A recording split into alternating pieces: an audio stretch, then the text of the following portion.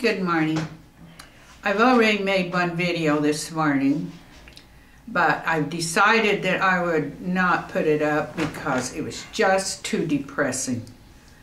It was all about, I'll just tell you briefly so you won't have to be depressed the whole time like well, why would you want to depress these people when you tell me depress the hell out of me? They need to know. They don't need to know. I ran onto a link a couple of days ago on the internet, on my Facebook account. Several people had put it up, of two people from abroad. They call themselves ethicists. Where? Where are they from? One was from Netherlands and one was from Italy, I believe. Well, so what? And these articles were published in the Huffington Post and in another one. But they were about the idea of killing the newborn on the grounds that they were newborn was just almost as helpless and not a human being any more than the embryo was. So if you could reconcile yourself to killing the embryo, and then there's quite a lot of problems that aren't detected before the child is born, and the parent are faced with maybe a Down syndrome baby or something that they didn't anticipate. So why not have euthanasia or killing of the... And for any other reason, just as we're doing now with abortion, where 95% of the abortions are for birth control purposes, that, you know, can't have that baby. So, well, when I read that, I went into quite a decline for a couple of days, and I was just almost too much, but I finally recovered. Now I'm able to deal with the crisis that was created by Russ Limbaugh. We have an editorial today on this saying that talk radio host hobbles GOP. Russ calling girls with their birth control sluts, prostitutes, having too much sex, all this. And they're saying, what is the GOP doing? Letting a guy like this... Wait a minute. Am I supposed to be in dominate? This video? Am I supposed to be in this video? Well, not substantially. So I feel better just dealing with our country and the idiots like Russ Limbaugh who live in our country rather than abroad. And you know, I vote Republican, so when a Republican supposed leader like Russ Limbaugh is supposed to be does something. If he's a leader in the GOP, I don't know how the hell you can even vote for this. Oh my gosh. How can you call yourself a Democrat and vote Republican? Well, I haven't been able to figure that because out, the Democrats are just like you. They are arrogant for no good reason. They don't have enough reason. Because they're the ones that... wait a minute. Aren't you pretty much I'm pro-life. Right, I've always been pro-life. I don't think that abortion is democratic. Abortion used to be considered a wrong, a crime. Yeah, because it religion... was a crime. Because all the religion... Oh, baloney. It was just like a crime because it took life. And then all of a sudden somebody on the Supreme Court reasoned that didn't matter, that it was just a bunch of cells, you know, that, you know, so they somehow rationalized things around to where it wasn't a lie. It was, and it was okay to take it. So we can put them into service and go out and kill each other. And so now, can I help it if the Democratic Party's decided just to embrace that philosophy of life?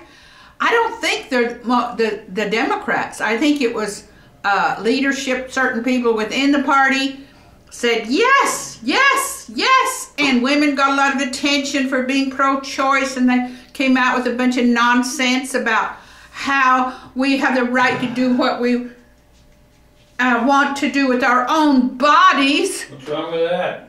Oh, what's wrong with it? What's wrong with it is you made the baby. You made the baby you want to now destroy with your own choices. So after you have made the choice and had high-risk sex and got pregnant, then you want to change your mind and you want to hurt another human being just that you created because you didn't control yourself to start with. You gave up on birth control. Oh, well, we can always, you know, we'll have to get an abortion. Well, that's what happened, and that's what Russ said, don't forget. Yeah, but what happens? Let's face it, how many women how many women do you know that go 13 years without having male sex?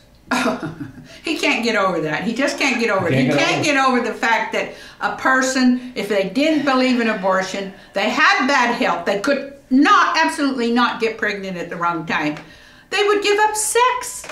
Yeah, but then you got... They would give up sex. And it's not that great a hardship. Believe me, people, all you people out there that are addicted to sex, that think you absolutely could not get along without sex, believe me, you can. You can.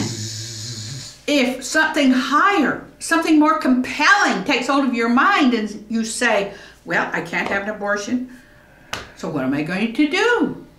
Well, and if I have a baby, I might die. I don't have high-risk sex. That's what I don't do. And you know, and like I told him, I'm a sexual addict. I was molested in childhood. My sexual desires were wakened up at 5 years old. I became a masturbator. At an age when most children don't even know what that is. I still don't know what that is. What is that anyway? He doesn't know what it is, even to this day, I'm sure. But that's true. I don't. He doesn't know? I'm telling you. What does that mean? And then too, my cousin, older cousin, who actually molested me, he was like 2 years older. He taught me. So I had this Let me ask you another question. Addiction to it. All right, first you become a probator, right?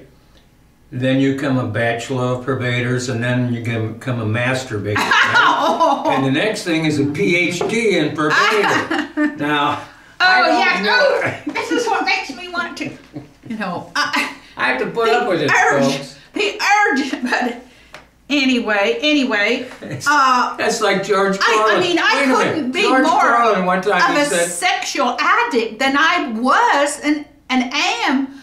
It was a very, very strong drive in me, brought through early molestation. I mean, I wasn't allowed to forget sex because I was accosted by another molester, constantly reminded of this in the latter part of my childhood. Down real low. STDs. So anyway, like George Carlin said, there's so many STDs out there. I'm saying that this country has been gripped by the idea that if you feel sex, you have got to have it right then and there. It can't be denied you. It's just your natural right.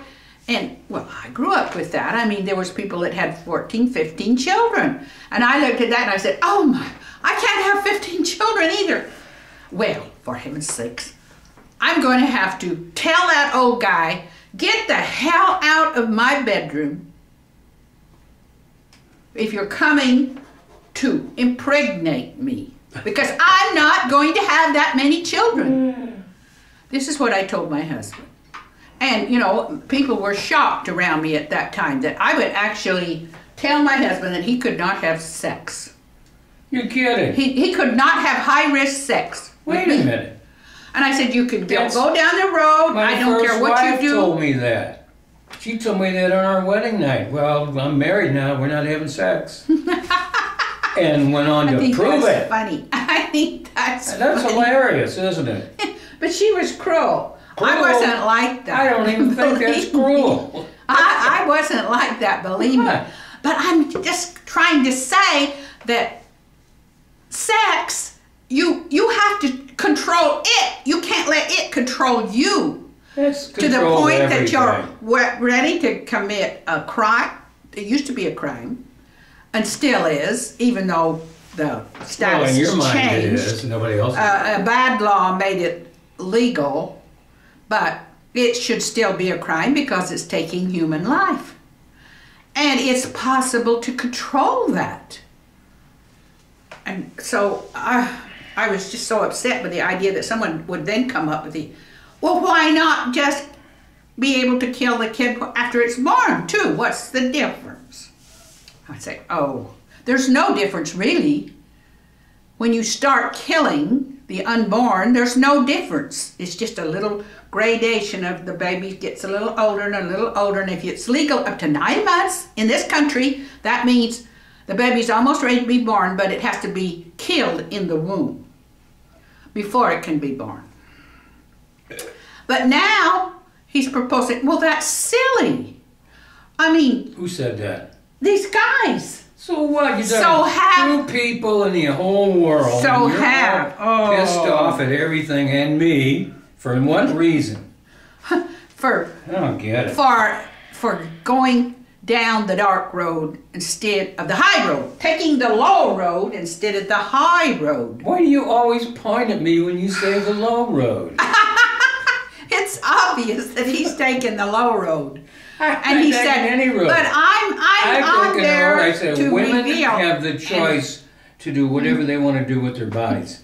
You did that for 13 years. Oh, yes. Well, yes. You graduated from the probator to the bachelor to the master. Now you're in your PhD level. I didn't hurt anybody. I didn't conceive a child that I couldn't have. I didn't have, and I didn't hurt anybody. Yeah, but guess what? So that counts for something. It does.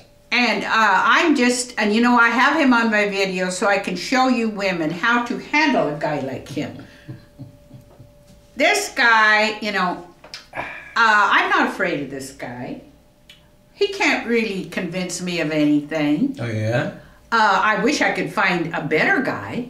You know, but I haven't been able to find one. I've been looking everywhere. This is a spoon. You know, I can't it's a spoon find. And I know how to use it, so watch it. If I weren't 80 years old, I certainly wouldn't be messing with him. I wouldn't be messing with you. I'm kind of. I would then, you know, strike out on my own. I would be able to say, okay, bye, bye, bye, and I would mean it.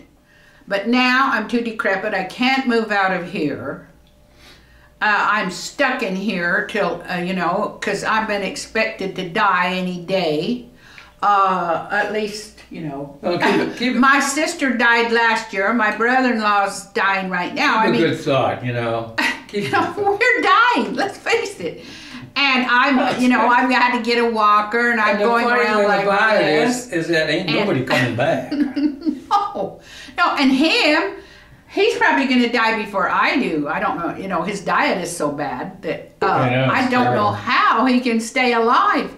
So, you know, we're right on the edge of death, both of us.